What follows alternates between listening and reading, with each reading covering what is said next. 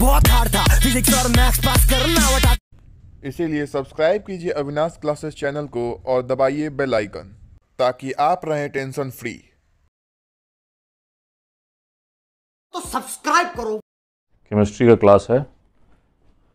Chemistry class में last class में हम बताए थे कि वैलेंस बॉन्ड थ्योरी को यूज़ करते हुए किस तरह से किसी कॉम्प्लेक्स के स्टीरियोकेमिस्ट्री और उसके मैग्नेटिक प्रॉपर्टी को जान सकते हैं। मान लीजिए एक कॉम्प्लेक्स दिया हुआ है K2HgI4। इस कॉम्प्लेक्स का नाम क्या होगा? पोटाशियम। नोमेनक्लेचर हम बता चुके हैं, उसके लिए आप नोमेनक्लेचर का वीडियो देखिए। पोटाशियम टेट्रा आयोडो हाइड्राजिनेट 2 यहाँ ऑक्सीडेशन स्टेट है Hg का। अब Hg का ऑक्सीडेशन स्टेट कैसे जानेंगे? मान लीजिए X है और इसका -4 हो जाएगा, +2 + x -4 = 0। x का वैल्यू +2 हो गया, तो यहाँ ऑक्सीडेशन स्टेट Hg का कितना हो गया? 2। अब हमको क्या करना है? पहले भी बताए थे, सबसे पहले Hg का एटॉमिक नंबर 80 होता है। इसको एटॉमिक नंबर को इस तरह से हम लिख सकते हैं। हम मान के चल रहे हैं कि एटॉमिक नंबर आपको पता है, because you are in graduation, you are student of graduation. तो how will you write? Hg2 54, core valency 4f14 5d10 और आगे का ऑर्बिटल हम लिख के चलेंगे। ठीक है। अब यहाँ क्या है कि I जो है, I is not a strong ligand. जब स्ट्रॉन्ग लिगेंड नहीं होगा, यहाँ देखिए F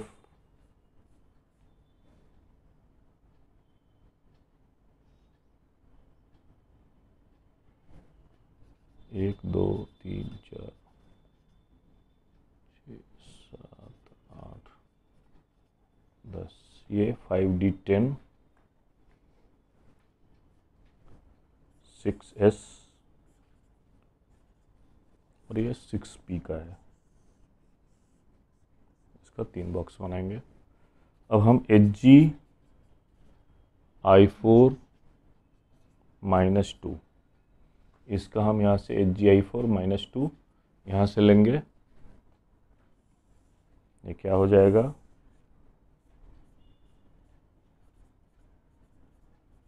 ये इस तरह से होगा। हम इलेक्ट्रॉन फिलअप कर रहे हैं और 4I एटम I- ये जो इसका लिगेंड है वो अपना इलेक्ट्रॉन डोनेट करेगा, तो ये हाइब्रिडाइजेशन हो जाएगा sp3।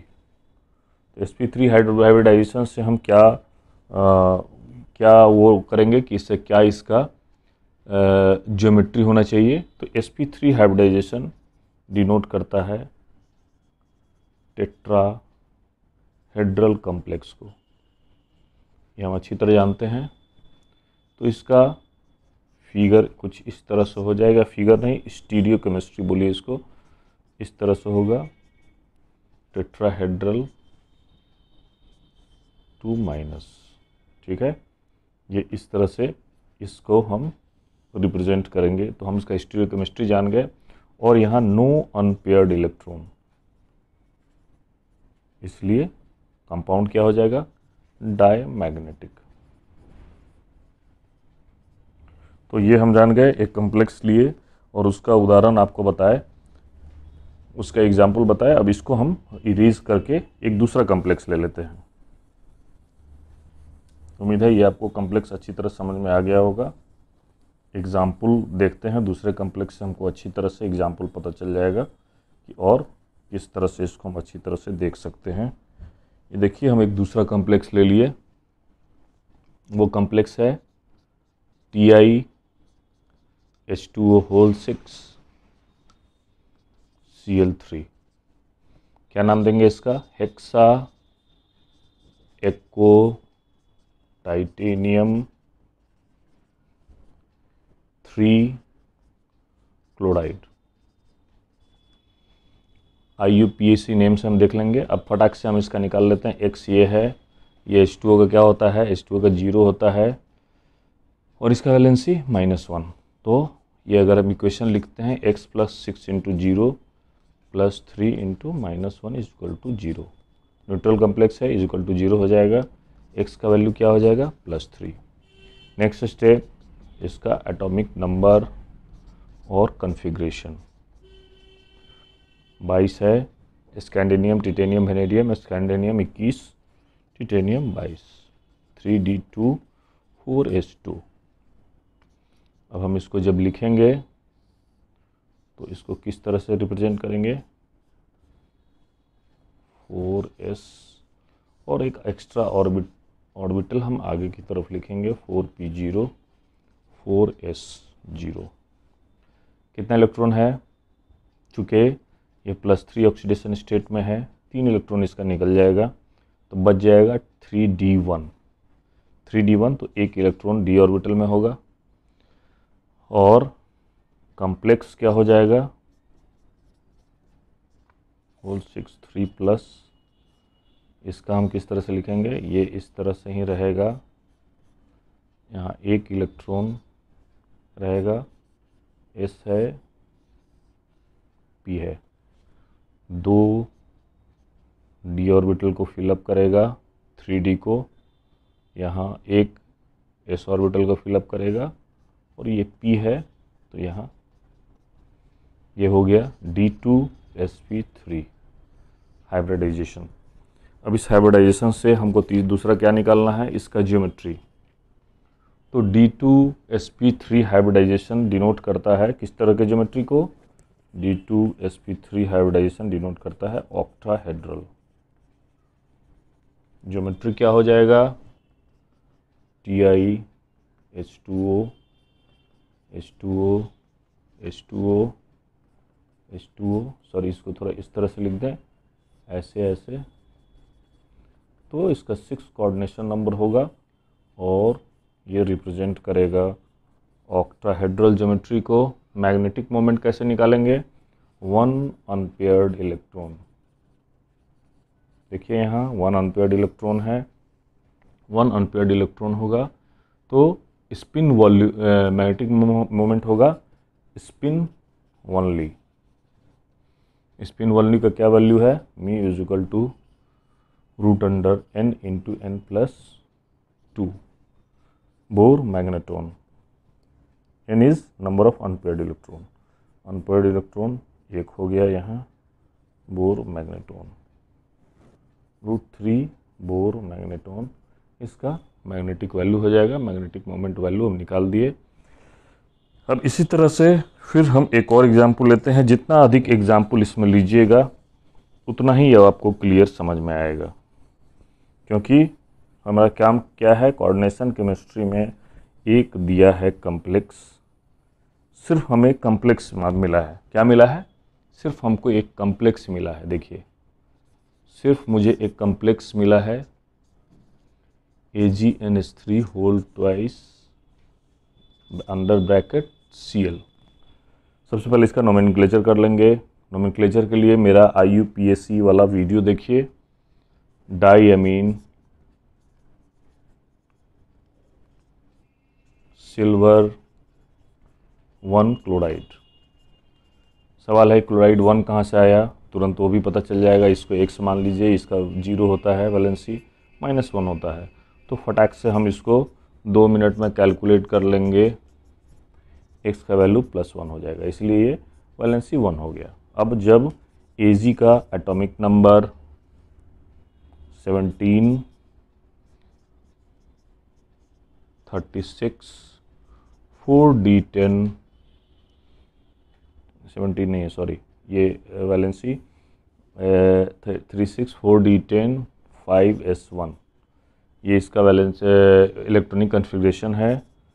जब 1 ऑक्सीडेशन स्टेट में क्या होगा, ये एक इलेक्ट्रॉन निकल जाएगा, ये 4d10 ही रहेगा। तो अगर हम Ag+ का लिखते हैं तो इस तरह से लिखेंगे, 1 2 3 4, ये 4d10, 10 इलेक्ट्रॉन है, ठीक है। आगे का जो है 5s 5s हो जाएगा, ये 4d10 ये होगा, और ये 5p0 हो जाएगा। हाइब्रिडाइजेशन के लिए क्या करेंगे, AgNH3 होल ट्वाइस प्लस यहाँ से लेंगे इस कम्प्लेक्स से, इसका हाइब्रिडाइजेशन क्या हो जाएगा, हाइब्रिडाइजेशन हो जाएगा जैसे ये था वो उसी तरह रहेगा, 4d10 sp3।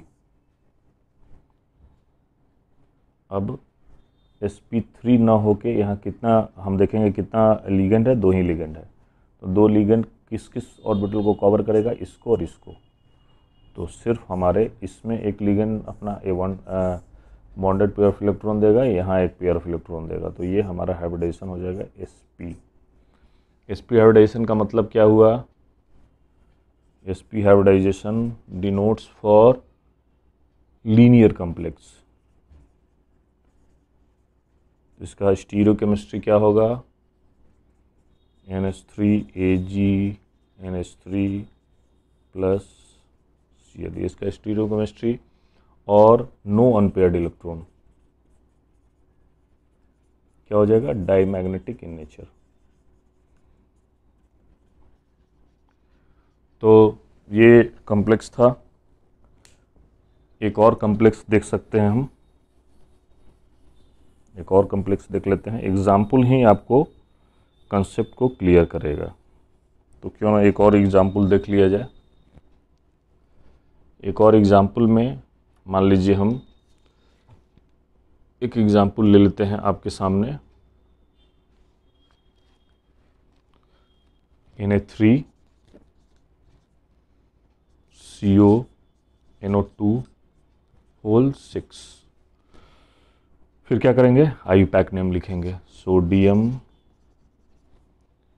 हेक्सानाइट्रो N, चूँकि N से अटैच्ड है, कोबाल्टेट। CO का ऑक्सीडेशन स्टेट 3, निकाल लेंगे ऑक्सीडेशन स्टेट हम CO का, ये 3 होगा, ये आप अब निकाल लीजिएगा CO का ऑक्सीडेशन स्टेट। CO का एटॉमिक नंबर लिखेंगे, कोबाल्ट का और कॉन्फ़िगरेशन लिखेंगे 3d7 4s2। CO अगर 3 स्टेट में रहेगा, 3 ऑक्सीडेशन स्टेट में, तो यहाँ से 3 इलेक्ट्रॉन निकल जाएगा, बचेगा क्या, 3d6 4s0, और एक एक्स्ट्रा हम लिखेंगे 4p। इसको अगर रिप्रेजेंट करते हैं 1 2 3 4 4s और p में 1 2, ठीक है, 6 1 2 3 4 5 6। लिगेंड कितने हैं, अगर आप इसमें लिगेंड देखिएगा तो CONO2 होल 6, 3 लिगेंड है, 6 लिगेंड है, 6 ऑर्बिटल को फिलअप करेंगे, 1 2 3 4 5 6। हाइब्रिडाइजेशन क्या हो जाएगा, D2sp3। इस हाइब्रिडाइजेशन में कौन सा कॉम्प्लेक्स हो जाएगा, D2sp3 में अभी हमने आपको बताया कॉम्प्लेक्स विल बी ऑक्टाहेड्रल।